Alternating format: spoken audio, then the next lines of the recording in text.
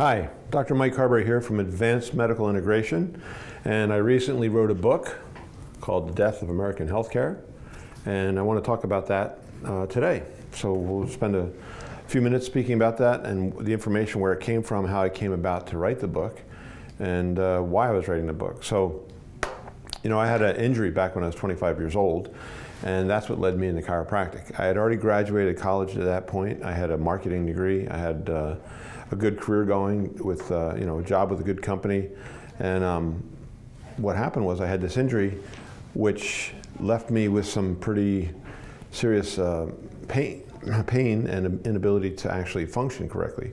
So I was on medication. I went to the emergency room. They checked out my neck, thought I broke my neck at first, and then make a long story not so long, I ended up on medication, and I got tired of taking the medication, and I reached to chiropractic to try to help me. I had a friend who had just graduated from chiropractic school. I think it was his first patient in his clinic, and he helped me out tremendously. So I had this burning passion. I went to school. I learned a lot of stuff, a whole world of information I never even looked at before, healthcare, anatomy, physiology, and I really liked it. I was really interested in it, and I did really well at it. So when I started my practice, how do you market your practice? How do you get patients? So I thought, well, if I arm myself with lots of information, I can talk to people more about what I do. So I started doing a lot of research and a lot of reading. What that led to is I started doing lectures, and I was petrified of public speaking, to the point where I think the first time I did it, I almost threw up, or I might have even thrown up after I did it. But I pulled myself through it, and I had interest from the patients who were in the lecture, and I actually got people signed up. And I realized I can communicate some of these ideas. And there's a lot of information I learned over the years about health and about the body and about how the body acquires injuries and how it degenerates and how you can overcome them. And these ideas I had, I wanted to get more information on. So I started reading. And I read quite a few books. Lots of books, more than I remember all the names of, but there was definitely some key ones that stuck in my head, like Murder by Injection by Eustace Mullins, or The Serpent on the Staff by Walensky and Brune, The Unhealthy Politics of the American Medical Association. That was a really good one. That was one of the first ones that really made me go, wow, there's more to healthcare than I realized. The serpent on the staff is the symbol of the American Medical Association. And so then I read other books like Racketeering in Medicine by James Carter, MD. And the subtitle was The Suppression of the Alternatives. And he had a whole chapter in there on chiropractic. And when I started reading what the suppression was and where it was coming from, it was pretty eye-opening. And I realized that there's a monopoly in healthcare, and it's a monopoly in plain sight that people can't see. Other books I read, How to Raise a Healthy Child in Spite of Your Doctor by Robert Mendelsohn, who was a pediatrician.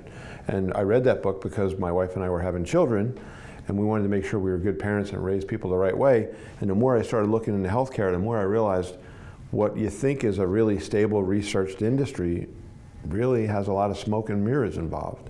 So I read that book, trying to learn more about how to raise a healthy child, and then I started just realizing more about the healthcare industry. And Robert Mendelsohn referred to the Holy Church of Medicine. And it was funny the way he would refer to that in a couple of his books that he wrote, because he said it was a lot like medicine. And then I started researching the history of healthcare. And I had all these ideas, and when I started to speak, all of a sudden I started getting a better response from the audience. And I even remember I even hired somebody to help me public speak, to help me. And the one thing I can remember they said, this person who helped me out said, when you drink, don't drink out of a water bottle, drink out of a glass. And this is a glass water bottle, so cheers. Anyway, I just learned a lot of different things, how to position myself, how not to turn my back on the audience. But it was the volume of stuff, it was the information that I was conveying that really I was getting more and more interested. The more I read, the more I wanted to read. At some point in the late 90s, I was one of my patients worked for a local radio station, and it was the station that all the farmers listened to in our area and that all the school closings were on. And they had a pretty big talk show lineup, and they asked me if I'd be interested to host a talk show. And they said they already have a speaker on the talk show. He's a pharmacist. And I thought, I don't know if I want to do a show with a pharmacist. And they said, well, he's a compounding pharmacist. His name was Ben Briggs. And that guy was brilliant. When I met him and I got along like that. And he taught me so many things. And he steered me into a lot of different directions where to get more information. Compounding pharmacists are pharmacists that have an additional level on their degree to where they can actually make medications. And what they tend to make the medications from is not the new patented stuff, but the age-old remedies that have been around for a long time. So their remedies tend to be safer. They did a lot of transdermal things, so it would absorb through the skin, which meant it bypassed the gut, which meant it didn't go systemically through your body. It could stay more locally in the tissue you were trying to get it in. And I learned all this stuff from Ben. And while we were doing the show over the course of 2 or 3 years, he was published like 4 times in medical journals. So he was a really brilliant guy, and we got along great. I became the host of the show, and he was the co-host. After I moved away from southern Pennsylvania, he continued to do the show. But in doing that show, we had to come up with material every week. So my reading went into overdrive, and at that time the internet was starting to come about, so I started looking on the internet for sources of information, and the next thing I know, I was reading so much information and getting so much different material. People would recommend books for me to read. We had people coming on our show to promote their books. I think a guy named Udo Erasmus, who was a big healthy oil guy. He was on our show, and somebody wrote a book about water and how 76% of Americans are chronically dehydrated. I didn't know that, and I realized that, from his book and from him being a guest on our show, they did studies where they actually found out that the biggest variable in the study was how much water they used to wash down the pills, and it would influence the outcome of the results. So, I started looking into all that type of information, and so I found myself with this whole treasure trove of information in my head. Now, my wife says I'm a photographic memory, and I don't believe I am. I just think I've packed a lot of information into my brain, and I know sometimes I start putting more information in my brain, and I start getting some leaking out my ears because it can't hold it all. But I don't think I'm a photographic memory, but I did study a lot about these topics. So when we started AMI, I started speaking out to my peers, to doctors, and sometimes it would be 10 people in a room, then 20 people in a room, 50 people in a room, 100 people in a room, 200, 500, and now most recently at our last convention, 1,000 people in the room. And the more I do it, the more I actually like it. So I like educating people. I like researching and finding information out. And I can see different things by different groups and how they look at healthcare. And so over the years, I started realizing there's a whole lot of information out there that the American public is not getting. I remember thinking, somebody's got to write a book about this. And then I realized, well, a lot of people did write books about it. I read them, but the problem is Americans don't read books. But still, that didn't change my thought process. I still thought I should put down what I know in a logical sequence or in an order so that people can actually see a viewpoint of healthcare that points it out. So in my research over the years, I came upon people like Janet Travell, the pioneer of trigger points, and read her book, and that was really eye-opening. Here was a medical doctor who had a viewpoint that we should do things with less toxic drugs, something I'm in total agreement with. And then coming upon Barbara Starfield. Barbara Starfield, who was a master's of public health and a medical doctor at Johns Hopkins University Medical School, and she actually wrote an article looking at how effective is American healthcare in 2000, and finding out that our healthcare is the most expensive in the world, more expensive than the other countries in the world. And at that time, I think it was more expensive than all countries in the world combined, and we're only 4.6% of the world's population. So you look at that and you go, these are stats that people need to know. Our healthcare costs more than the entire rest of the world, and here's this doctor rating us and saying, you know what, we're not doing so well. Out of 13 countries, the most industrialized nations in the world, she compared us, and we took 13th place. That was horrible. The most expensive healthcare in the world taking last place. That study was then republished or reperformed on 17 countries in 2013. And I happened to notice it. One of my colleagues said, hey, look at this. This is a lot like that study that Dr. Starfield did back in 2000. And here it is 13 years later, and they're doing a similar study. And I remember reading the whole study. And we did pathetic. America took 17th place. And most people don't know this. When I talk to the public, which I do a lot, I find that their viewpoint is, well, we have the best healthcare in the world. And we really don't. We do have a shining star in our healthcare system, and that is trauma care. The fact that if you get hit by a truck, they can land a helicopter in an intersection, scoop you up, take you to a trauma center, and there are surgeons that could probably do an awful lot to put you back together. It's pretty amazing. I think the only country that has better trauma care than the United States is Israel, and that's a country surrounded by their enemies, so they have to be good at trauma care. But when it comes to healthcare, the more I read about it from all these different sources, the more I realized we don't have health care in this country. We have sick care. Our care is designed to treat people who are sick by relieving their symptoms and not actually fixing the thing that made them sick, which is why I called the book The Death of American Healthcare, because we don't have health care in this country. We have sick care. Our whole system of health care is geared towards treating ailments, because it sells a lot of product.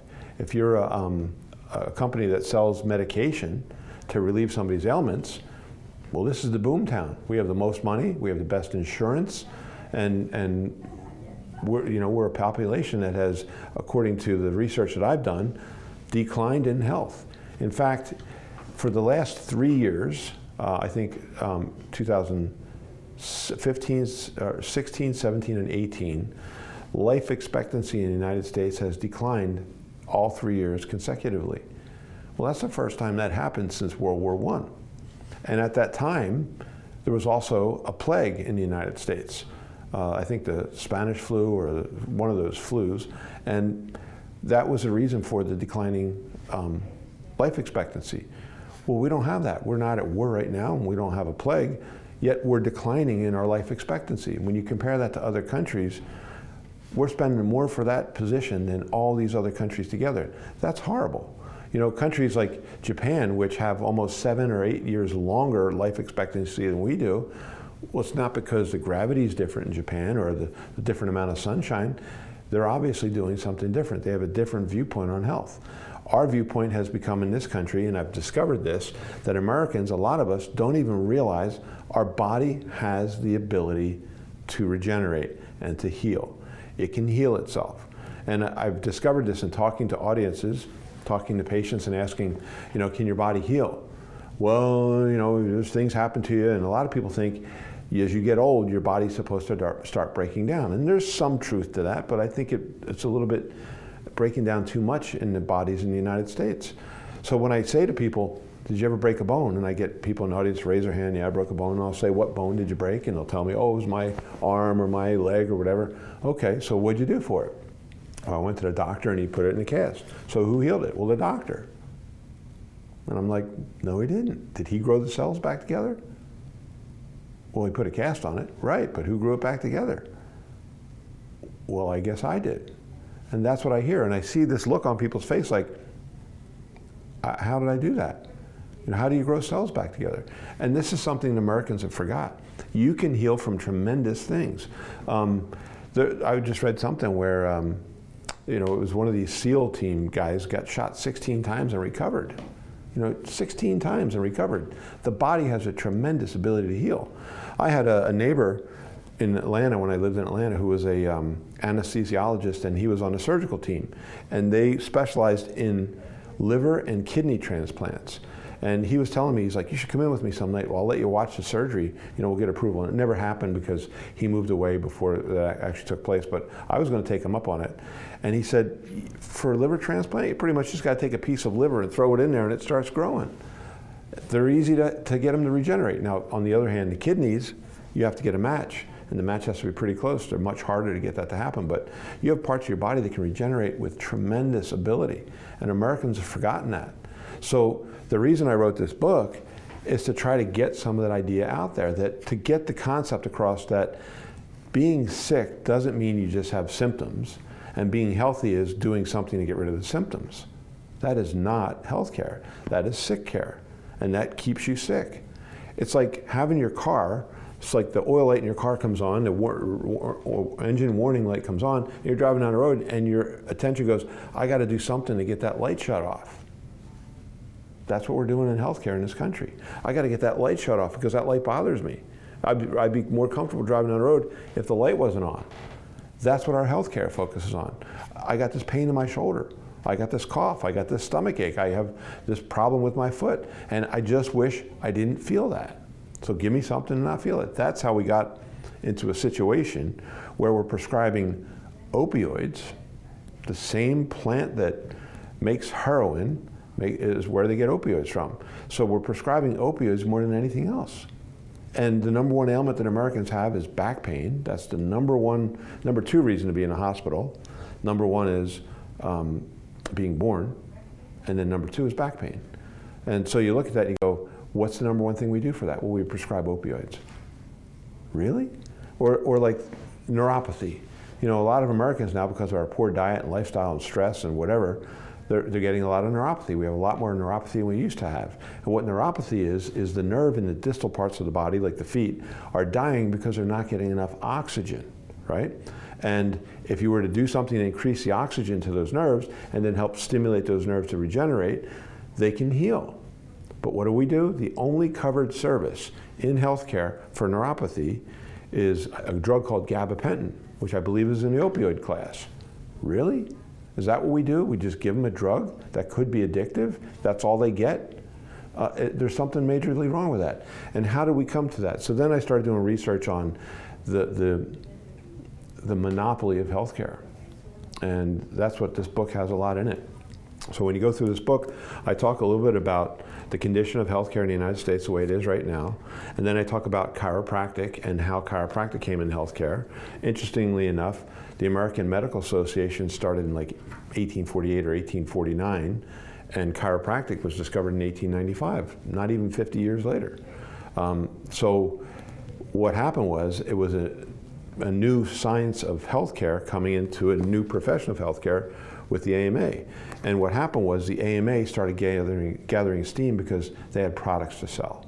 And there was presidents of the American Medical Association that came on the scene and realized they could make money selling these things.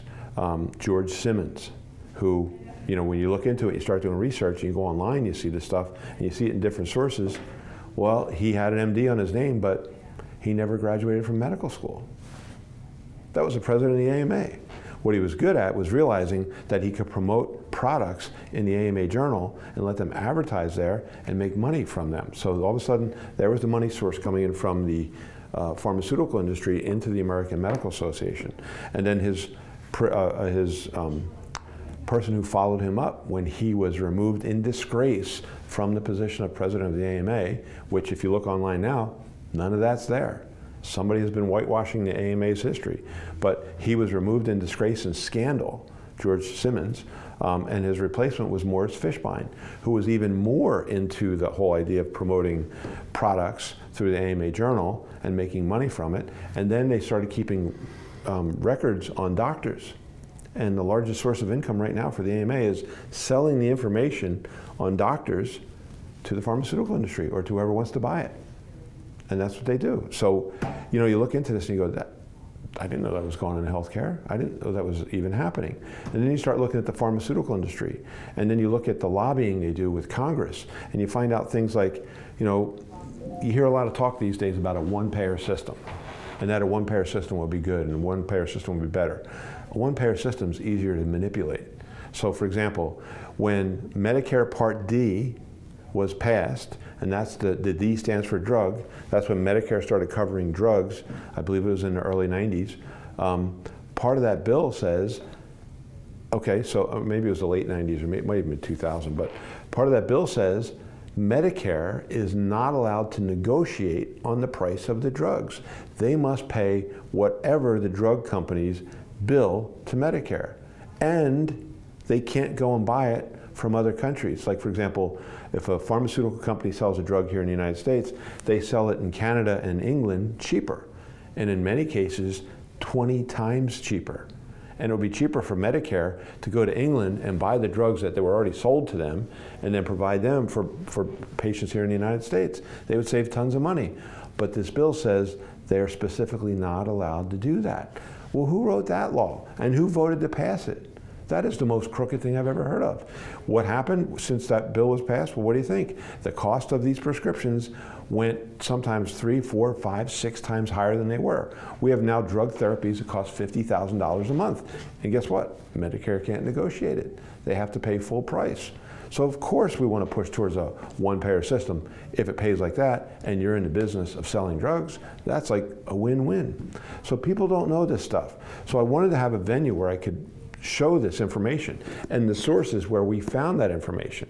So I had a legal team researching this information, and we have footnotes all through this book about where we got it. And you read this and it's a bit disturbing, but it also provides some hope because I outlay in here how we have to change our viewpoint on healthcare to make this change in healthcare, to revive the American healthcare system, to actually create healthcare, because we don't have healthcare now. We have sick care. And sick care, the business is great if you're in the business of covering up symptoms. But it's not so great for the Americans if you're looking to be healthy. Just the fact that we've had these opioids explode on the market, and the more they were promoted, the less services that were not opioid or drug related were cut, like chiropractic. Chiropractic and physical therapy services over the last decade or 2 decades have been dramatically cut in reimbursement, and that's the competition to the opioids. And at the same time, they try to make us look like we're charlatans and hucksters and quacks. You got people on Quack Watch out trying to make sure that nobody believes any therapy other than the approved AMA therapies, which are being basically connected to the pharmaceutical industry. And that needs to stop. And when I wrote this book, I thought, am I going to bring negative attention to myself? Am I going to have people from the drug companies following me? And am I going to be run off the road some night? There's all these thoughts went through my head. But I thought, you know what? I'd rather stand up and say something and be a target of that than to do nothing. So I wrote the book. And you should read the book. I tried to write it in an entertaining way that is easy to read. And there's a lot of things in here that you should be aware of. A lot of things about, who took the most money from the pharmaceutical industry when they were running for president, and who took the least. And I guarantee if you look at that, it's surprising, because, I'm not going to get political. You just got to read the book. But it lays out in there who took the most, and who was second, and who was third, and who was fourth. And I got to tell you, it's not one party or the other. Both parties are taking the money. There's only one candidate that ran for president in our last election, 2016, that didn't take any money. And you'd be surprised, because he's in the White House right now. And what do you see every day in the media? Negative articles about our president. He's the only one that didn't take that money. So, Americans need to know this. We need lawmakers that are actually representing us, not themselves and not their investments, and not getting their kids and their wife to own lots of stock in the pharmaceutical industry that they're helping to endorse, and the drug therapies that they help endorse. We got to stop things like the FDA, who's supposed to be protecting Americans, and having 75 or 80% of their people who vote to approve different therapies be executives for drug companies or former executives of drug companies that still hold stock in the drug companies. I mean, conflict of interest. If you start looking at conflict of interest, there's a lot of waivers signed about, okay, I'm just signing that I have a conflict of interest in my vote on this product, but I still vote on it. I read an article years ago in the British Medical Journal. I think it was the British Medical Journal or the Lancet, which is another version of the British Medical Journal, talking about our FDA and having lots of conflict of interest, the people who are on that board. So, we should have an FDA, but they should be more transparent, and they should not be pushing one agenda. And I can see now with regenerative medicine, or what people commonly think of as stem cells, the restrictions being put on what you can promote and what you can say and how you can get this across to people about, what you're even trying to do with it. Our hands are pretty tied, and you have to wonder, are they doing that because they are also vested in the drug companies, and they don't want, if people start doing the regenerative medicine, well, that's definitely going to reduce the amount of drugs, because I've seen lots of people facing knee replacement surgery, facing hip replacement surgery, back surgery, neck surgery, elbow surgery, shoulder replacement surgery, and you start to do a treatment utilizing regenerative medicine tissues, and all of a sudden they get better. You know, and they start saying, hey, I feel a lot better. I've seen that over and over and over, and you wonder, okay, it's very safe. We don't see contraindications. We don't see people having problems from this. Yet some quack in Florida injects somebody's eyeballs with it, and that's all over the news. Like, oh, stem cells, blind patients. Well, of course, the guy's injecting in their eyeballs. I mean, I wouldn't do that, and nobody in their right mind would do that. But yet that's all we hear, to taint the viewpoint of regenerative medicine. However, what I notice is now, the more it's brought even in a negative light, the more people reach for it. So this is going to be a tough one for the current healthcare system to try to stop, because too many people have gotten that and had amazing results, and they're telling other people. So I'm just trying to put some logic and sense into it. My hope is that even the people involved in healthcare will see that, you know, we need to do something different, that lawmakers will realize, you know what, I need to represent my constituents and not just myself and my family, and I need to not just vote for things that make a lot of money, but things that help people get well. So that's why we wrote this book, and that's why I really would urge you to read it. You know, a lot of blood, sweat, and tears went into this book, a lot of research over the years, you know, remembering these things and having my team who did the research for me and saying, you know, I read this in this book, and so research this and research that, and go here and go there and look at this and look at that, and then we come up with all this information, and a good deal of it startled me when I said it's actually worse than I thought it was. So you need, if you're healthcare, or if you're a citizen of the United States and you're at all concerned about your health and you're going to be part of our healthcare system, you should read this book, because you should be armed with the information about it and understand the system and how it works. So I just want to talk to you today about that and explain to you why I wrote this book, how it came about. I'm proud of the book, and I hope you'll read it. And thanks for listening. This is Dr. Mike Carberry. Thank you.